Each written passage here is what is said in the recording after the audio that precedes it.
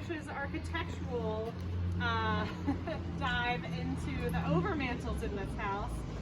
When Trish and I got to come and visit and really look at the material culture that had been found, here I'm gonna do this now, while the house was under kind of renovation in the 2000s.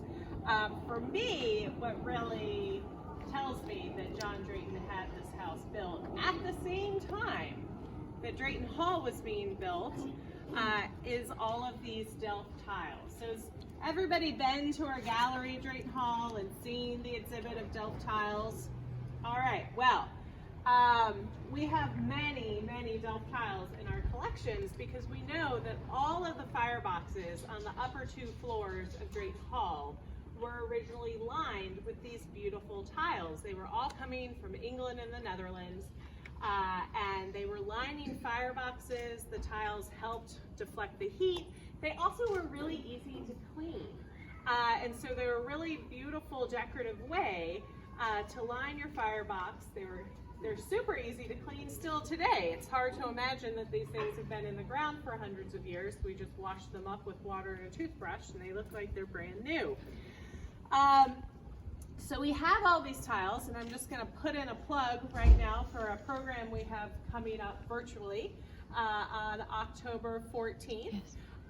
Corey Satis, sorry, trying to remember her married name, is doing our virtual program on the Delft tiles of Drayton Hall. So if this is a subject that you are interested in, she's going to do a deep dive into our entire collection. So we have all of these tiles in our collection, and as I flip through these pictures, all of the tiles that belong to the Drayton Hall Archaeological Collection are going to be on the right side. All of the tiles that were found at 2 Ladson in front of you are on the left side of the picture. And you will, maybe come to your own conclusions.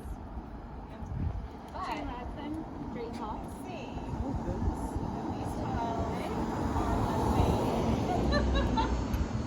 2 Ladson, So Drayton Hall. this first sheet, at the top, I butcher this word, but it's the Bloomritis pattern, and it's a really distinct pattern that is not really seen anywhere else in colonial North America. It has this repetitive pattern where it's a diamond with a flower in the center, and it covers the whole tile, which is really, really unusual. Most of the time, you have a central scene or a border around a central scene. So this tile is very unusual. We have many, many, many of these tiles in our collection. Trish and I have thought a lot about where all of these tiles might have gone in Drayton Hall, and we believe at this point in time that a likely place for this particular pattern is in the drawing room of Drayton Hall, the room that has the original ceiling.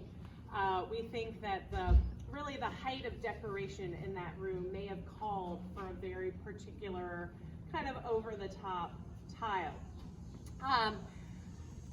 This tile was also found here at 2 Ladson. So just very unusual for both houses to have the same exact tile. This little fragment over here is just the bottom of a flower basket.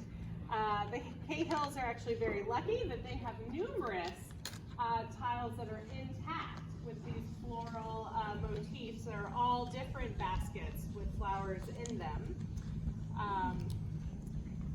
Here's another kind of rendition of a central floral scene that has this exterior motif with the sunburst in the corner. Exactly the same. Drayton Hall, 2 Ladson. So when they were doing their renovation project in the early 2000s, they were opening a wall cavity and basically discovered the earlier firebox that had been covered up. So there's been a lot of renovation in this interior house. And so there were a couple places where there were a lot exciting. And then this last tile I'm going to show you, again, I mean, it just like keeps going, is a pattern called the Louis XIV border. Again, we found so many of these at Drayton Hall. It's a very distinct border pattern, an octagonal center with these flowers in the middle. Drayton Hall to Ladson. Exact same pattern. Have these patterns been found in any other houses in Charleston area? They haven't. Okay. And so that's, you know, Trish and I are obviously very particular about Drayton Hall. We've invested a lot of our life in Drayton Hall and studying the material culture there, and the house, the structures that are standing.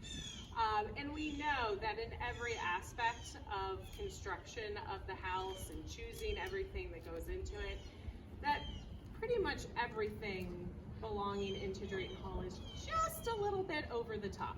It's just a little bit of a step above kind of what everybody else has. We do. So we know that our collection does have a combination of both English and Dutch tiles. So the manufacture of these tiles starts in the Netherlands, and that's really where the artisans originated. We know that there's a large group of these men that moved to England, and they start producing them there as well. But it's a very particular clay that's used, very particular firing process. Trying to see if I have one that kind of shows. So the tiles are glazed with a tin glaze. So it's a much thicker glaze than say you see on porcelain or stoneware, and it's fired at a lower temperature.